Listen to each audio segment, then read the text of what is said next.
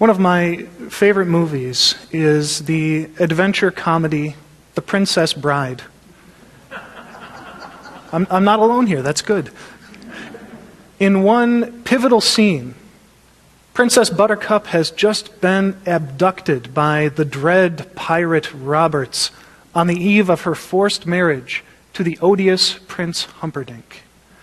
As they ride, she tells him how her heart was broken when the love of her life, Wesley, the farm boy, was lost at sea, a victim, she thinks, of Roberts himself.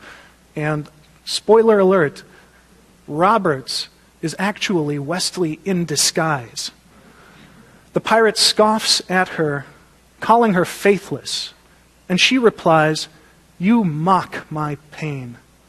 His response is perhaps the best line in a movie full of great lines. "Life is pain, Highness. Anyone who says differently is selling something."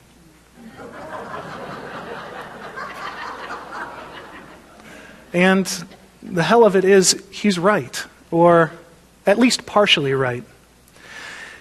The experience of being alive can seem like a parade of injuries and indignities, a pinballing, caroming misadventure, a series of unfortunate events, to borrow a phrase, with a guaranteed unhappy ending.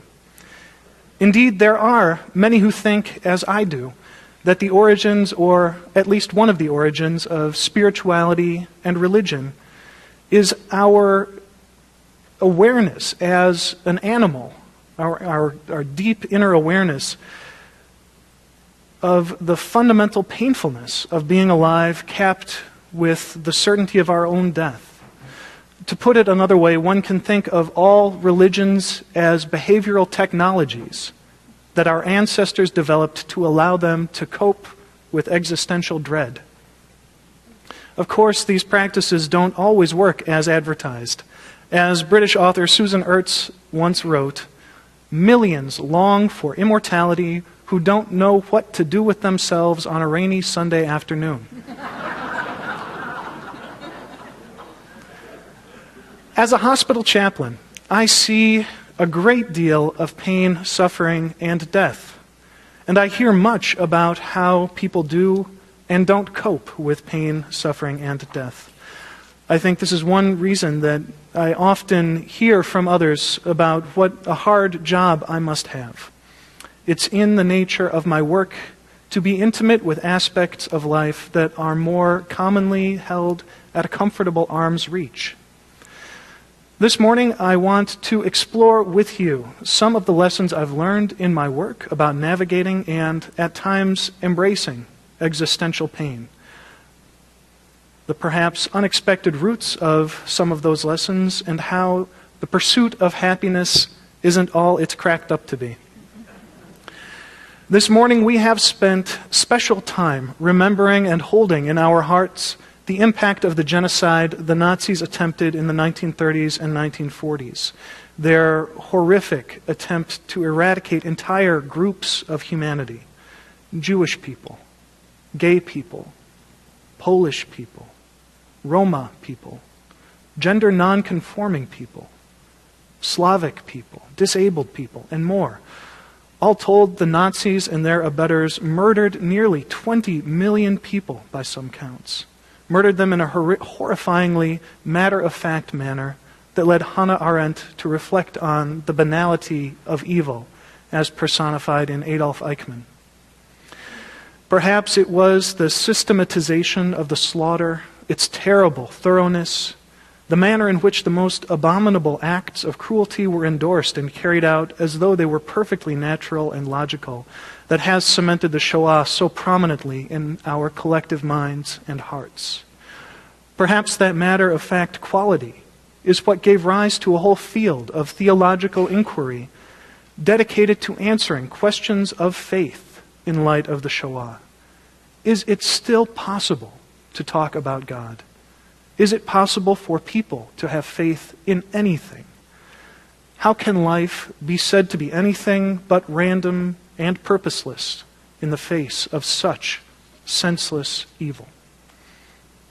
And indeed, I'll mention as an aside that it is out of respect for such deep religious questions that so many, myself included, try not to refer to the Holocaust, but rather prefer the Hebrew term Shoah.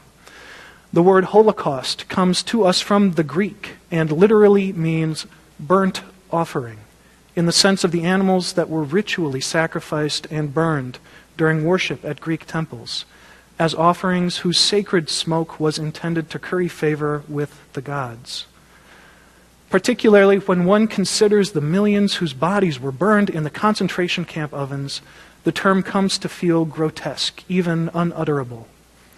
The Hebrew word Shoah, in contrast, means catastrophe, destruction, annihilation.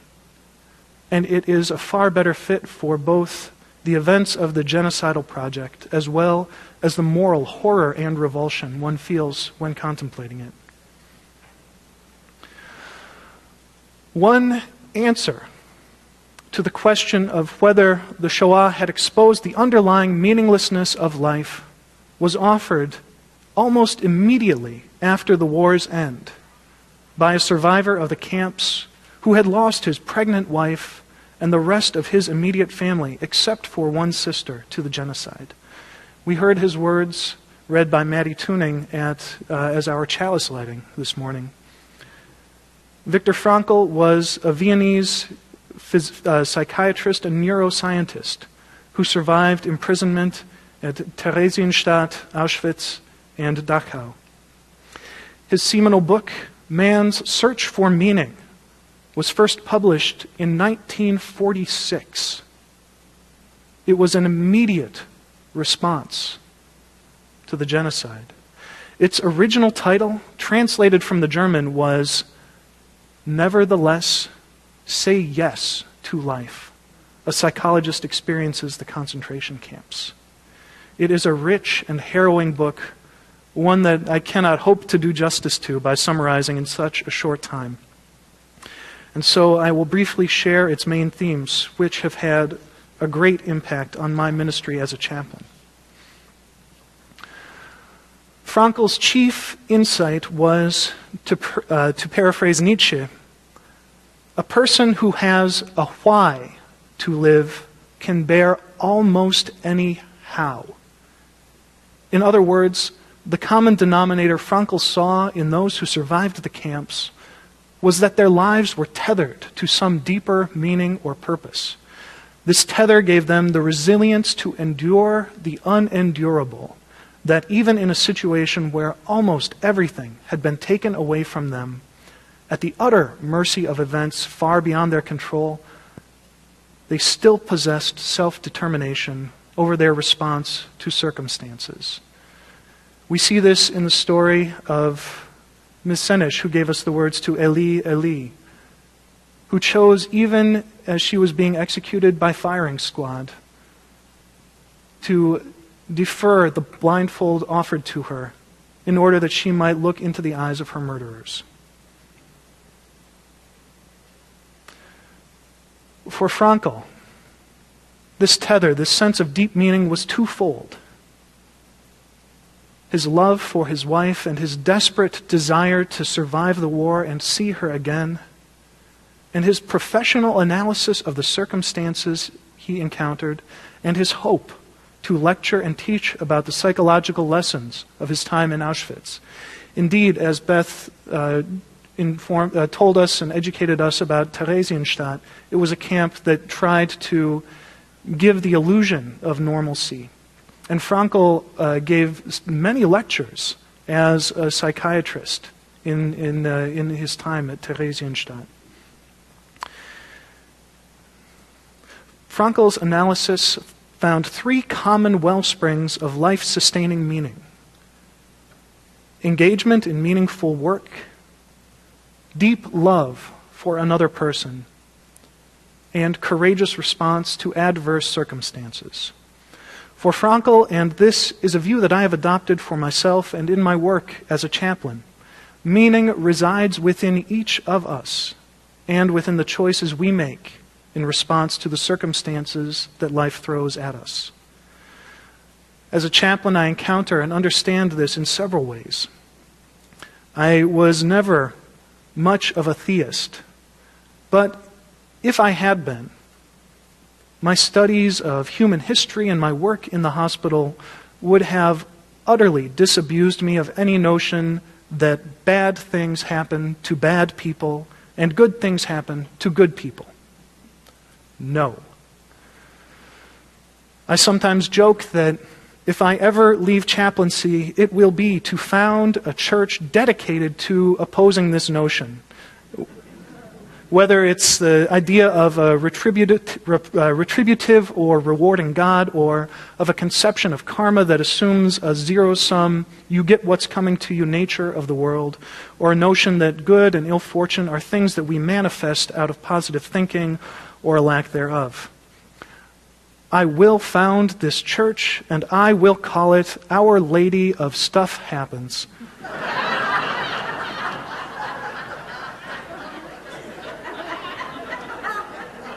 Although I might use some non-church appropriate language.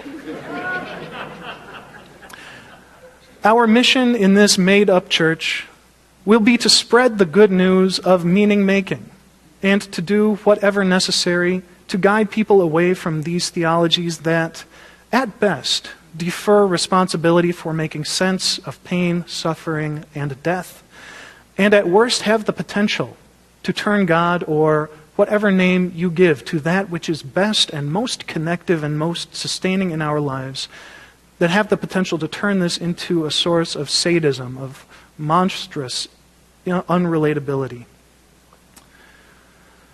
One of the great ministers of the second half of the 20th century, William Sloane Coffin, tells the story in a devastating sermon which he delivered just 10 days after the death of his son Alex. He tells the story of how he lost his cool at a well-meaning expression of this theology. He says, "When a person dies, there are many things that can be said, and there is at least one thing that should never be said. The night after Alex died, I was sitting in the living room of my sister's house outside of Boston, when the front door opened and in came a nice-looking, middle-aged woman carrying about 18 quiches. When she saw me, she shook her head, then headed for the kitchen, saying sadly over her shoulder, 'I just don't understand the will of God.' Instantly," Coffin writes, "I was up and in hot pursuit, swarming all over her. 'I'll say you don't, lady,' I said.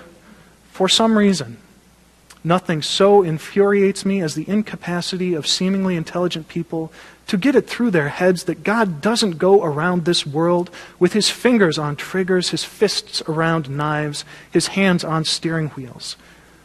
God is dead set against all unnatural deaths." Coffin goes on to talk about the support he received that he found more meaningful, which was as simple as a friend sitting in silence with him, people bringing food and flowers, or a letter signed, "Your broken-hearted sister." All these things, it seems to me, gave him space that honored the depth of his loss and that also honored his responsibility in coming to understand it on his own terms.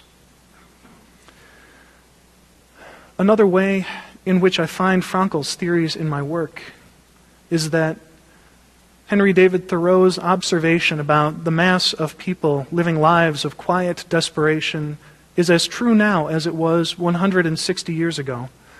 The difference now is that we have ways of masking and deferring that desperation that Thoreau could never have dreamed of. We have at our disposal such a vast array of methods to mediate and medicate our anxieties and sorrows, and beyond that we face social and broadcast encouragement to defer our fears and heartbreaks through media overconsumption, or alcohol and drug overconsumption, or food overconsumption, or through economic overconsumption. There is a great difference, I continue to find, between the fleeting happiness of pleasure-seeking and the lasting satisfaction of creating meaning in one's life.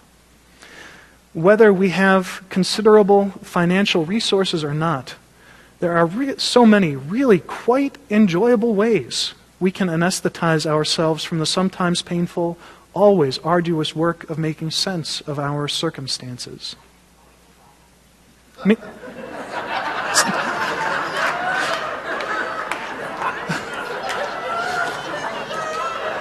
Okay, somebody didn't quite get that last part, so I'll repeat it again for Siri. Whether we have considerable financial resources or not, there are so many really quite enjoyable ways that we can anesthetize ourselves from the sometimes painful, always arduous work of making sense of our circumstances. Thank you. Where I see this in the hospital is in folks who have sunk their meaning-making energy into something pleasurable that turned out not to be able to support the weight that it was asked to bear, and find themselves untethered at a time when they most need that pole star to set their course. This is not to say that I am opposed to pleasure. If that were the case, I would probably be a few dozen pounds lighter. Rather, I find that seeking pleasure alone does not have the architecture to support life in times of trial or over the long haul. To put it another way, it's important to have frosting on your cake, but you wouldn't want, or at least I wouldn't want, a cake made of just frosting. You need the substantial, nominally healthier part of the cake too.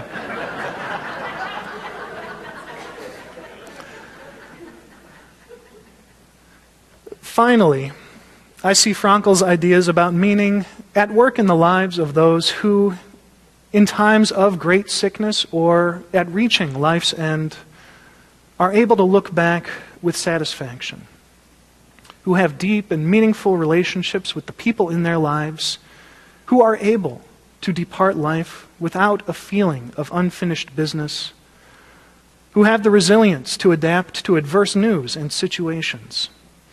In an article last year for The Atlantic, Emily Esfahani Smith observed, "Meaning is not only about transcending the self, but also about transcending the present moment. While happiness is an emotion felt in the here and now, it ultimately fades away, just as all emotions do. Positive affect and feelings of pleasure are fleeting. The amount of time people report feeling good or bad correlates with happiness, but not at all with meaning. Meaning, on the other hand, is enduring. It connects the past to the present to the future. At times of crisis, this quality gives one resilience, perspective, and endurance. As Mary Oliver puts it in her poem, In Blackwater Woods, to live in this world, you must be able to do three things: to love what is mortal, to hold it against your bones, knowing your own life depends on it, and, when the time comes to let it go, to let it go.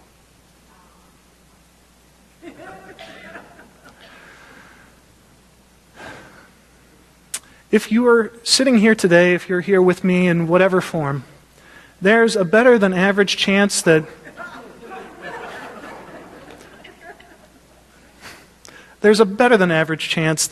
I am, in a sense, preaching to the choir. For one thing, I would not be a Unitarian Universalist minister if I had not found this faith to be the best tool for creating and exploring meaning in my life, by emphasizing how we are to live well together.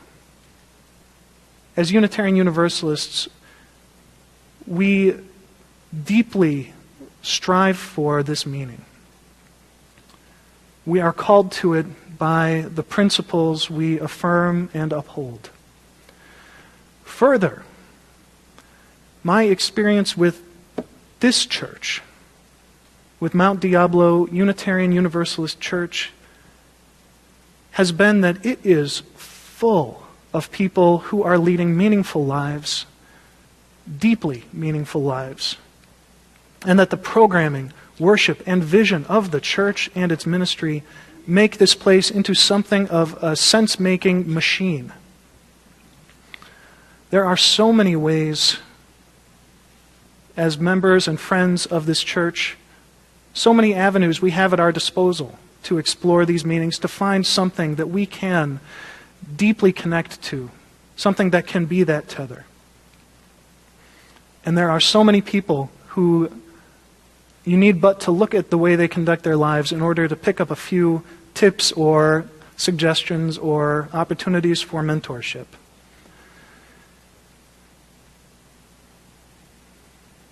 As I say this, I think it's also important to note that this community, our being together with one another, is essential because thanks to the ingenuity and perversity of our delightful minds, we have a capacity to turn almost anything into a pleasure-seeking way of deferring meaning.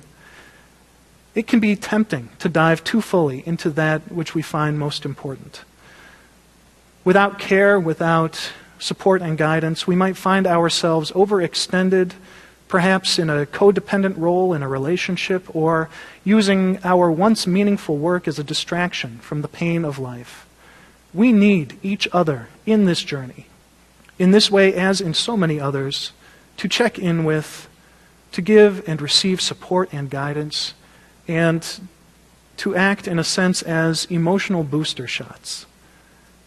It is better by far to be in community and receive 1,000 gentle course corrections than to try to wrench the vessel away from the iceberg at the very last moment.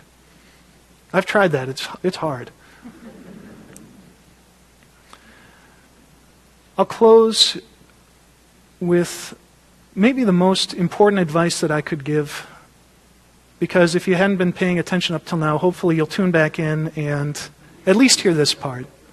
This is the Cliff Notes version of how to guide yourself or how to receive guidance toward a meaningful life. And it comes to us through the work of 12-step recovery, in whose meetings across the spectrum you'll often hear the advice: clean house,